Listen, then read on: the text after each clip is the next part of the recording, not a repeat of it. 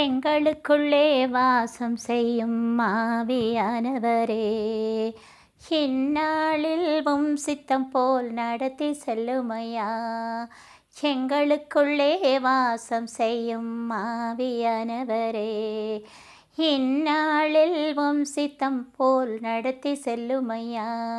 ஆவியானவரே, ஆவியானவரே, பரிசுத்த ஆவியானவரே, ஆவியானவரே, ஆவியானவரே, பரிசுத்த ஆவியானவரே. Good afternoon, how are you?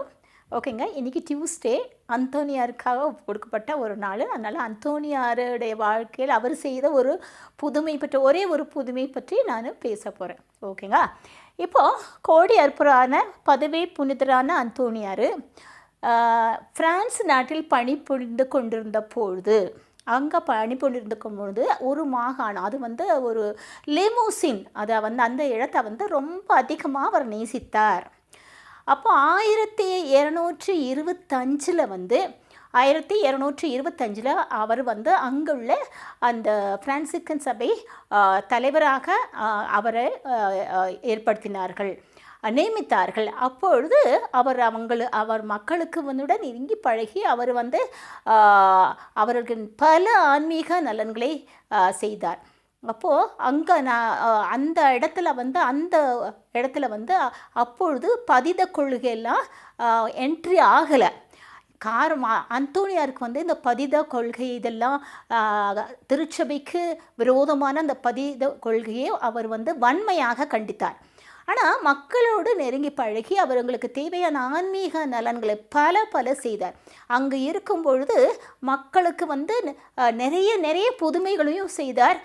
அவருடைய பணிகள் சிறப்பாக நடைபெற்றன. இப்படி இருக்கும்போது 1227 அவர் வட இத்தாலி, இப்போ பிரான்ஸில் இருக்கார். இப்போ மறுபடியும் வட இத்தாலியில் உள்ள ரொமாக்னா மாநிலத்துக்கு அவர் மட பிரான்சிஸ்கன் சபை தலைவருக்கு மேலாளராக நியமிக்கிறாங்க. அப்போது இவர் அங்கே போகணும்.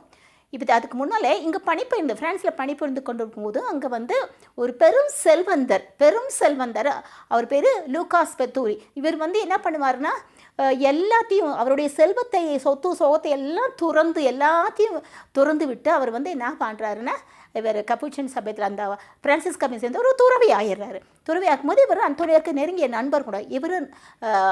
இவர் லூகாஸ் பெத்தூலி சிறந்த ஒரு மறை உரையாளர். இவங்களுக்குள்ள ஒரு நல்ல நட்பு.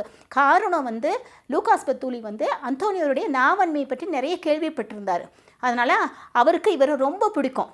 அப்போ இவர் என்ன பண்ணுறாங்க, இவங்க இவங்களுடைய ஏற்பாடு, அவங்களுடைய பிளான் என்னன்னாக்கா, இவங்க அப்படியே கால்நடையாக தாம் இருக்கும் இடத்துலேருந்து கால்நடையாக மார்சேல்ஸ் நகரம், அது எங்கே இருக்குது, நம்ம ஃப்ரான்ஸ் நாட்டில் இருக்கு இல்லையா, மார்சேல்ஸ் நகருக்கு கால்நடையாக சென்று அங்கேருந்து கப்பலேறி வட இத்தாலிக்கு போகணுன்றது அவங்களுடைய பிளான். இப்போ இவங்க அப்போல்லாம் உங்களுக்கு தெரியும்ல, எங்கள் சபைத்துறைகள், பிரான்சிஸ்கன் சபைத்துறைகள் ரொம்ப தாழ்ச்சியும் ஏழ்மையும் கொண்ட வாழ்க்கை வாழ்ந்துட்டுருக்காங்க. அதனால் அவங்க கால்நடையாக தான் போயிட்டுருக்காங்க. அப்படி போயிட்டே இருக்கும்போது தே பிகம் சோ டயர்டு. அவங்களுக்கு நடக்கவே முடியாமல் அவருடைய ரொம்ப சோர்ந்து போய் அப்படி நடக்கும்போது அங்கே இருந்த ஒரு ஏழை ஒரு சகோதரியை இவர்களை பார்க்குறாங்க. அப்போது அவருக்கு அவங்களுடைய மனசில் இவர்கள் மீது ரொம்ப இறக்கும். அதனால இவர் என்ன பண்ணுவார், அந்தோனியார் பார்க்குறாரு. அப்போது அவங்க அவங்கக்கிட்ட மன்றாடி அந்தோனியார்களை ஒரு தன்னுடைய குடிசைக்கு கூட்டிகிட்டு போய் அவங்கள சாப்பிட வருமாறு அழைக்கிறார். அப்படி இவங்க போகும்போது அந்த குடிசையில் சிற்றுண்டி தயாரித்து அந்தோனியாருக்கு கொடுக்குறாங்க. இப்போ சாப்பிட்டு முடியும். அப்போ ஒரு கூஜால திராட்சை ரசம், அப்போ திராட்சை ரசமும் அவருக்கு தயாரித்த ஒரு சிற்றுண்டி கொடுக்குறாங்க. இவங்க சாப்பிட்றாங்க. அந்த சமயத்தில் என்ன ஆகும்னா, அந்த திராட்சை ரசம் வைத்திருந்தது கூஜா இல்லைங்களா, அது என்ன ஆகும்னா, அது கீழே விழுந்து உடஞ்சிருது. அப்போ அந்த பெண்ணுக்கு ரொம்ப ரொம்ப ரொம்ப ரொம்ப மனசு சங்கடம். காரணம் அது அவங்களுடைய சொந்த குஜா இல்லை, ஜாடி கிடையாது, அந்த ஃப்ளாஸ்க்கு கிடையாது அது. அப்போ அது பக்கத்து வீட்டிலேருந்து இரவல் வாங்கியிருக்காங்க. அந்தோனியார்களுக்கு சாப்பாடு கொடுக்குறது நான் வாங்கியிருக்காங்க. அப்போ இவங்களுக்கு ரொம்ப மனசு கஷ்டமாயிடும், என்ன பண்ணுறதுன்னு தெரியாக்கும் போது அந்தோனியார் என்ன பண்ணுவார், இதை உணர்ந்து கொண்டு அந்த உடைஞ்ச பீசஸ் எல்லாம் இருக்கும் இல்லைங்களா, அதெல்லாம் ஒன்று சேர்த்து ஒரு கூச்சா மாதிரி வச்சு அதன் மீது சிலுவை அடையாளத்தை வரைகிறாரு. வரையும்போது அந்த உடைஞ்ச பீஸ்களால் அந்த உருவம் அந்த இது என்னாகும், ஒரு ஒரு ஒடிசலும் கிராக்கும் ஒரு இது இல்லாமல் அந்த கூச்சா முன் போலவே ஆகியிருக்கும். அது மட்டும் இல்லைங்க, இவங்க ஏற்கனவே சாப்பிட்டு முடிச்சிருக்காங்க. அப்போ அதில் கூச்சால் கொஞ்சம் தான் இருந்திருக்குது திராட்சை ரசம். ஆனால் இப்போ ஃபுல்லாக ஆயிருக்கு பாருங்கள். அதனால் அந்தோனியார் ஏன் இந்த அளவுக்கு ஒரு பெரிய பெரிய புதுமைகளை செய்தார்னாக்கா, அவர் கடவுளுக்காக வாழ்ந்தார். கடவுளுக்காக கடவுளுடைய இயேசுவின் உண்மையான சீடராக இருந்தால், தாழ்ச்சி நிறைந்த உள்ளத்தை கடவுளுக்கு முன்னாலே தன்னை தாழ்த்தி கொண்டார். அதனால தான் இப்படிப்பட்ட ஒரு நாவன்மையும் ஒரு குழந்தை இயேசு தம் கரங்களில் தாங்கும் அந்த பேறு பெற்றவராக இருந்தார். அப்போது இப்போ அவருடைய வாழ்க்கையிலிருந்து நமக்கு என்ன தெரியுதுன்னு சொன்னாக்கா, நம்ம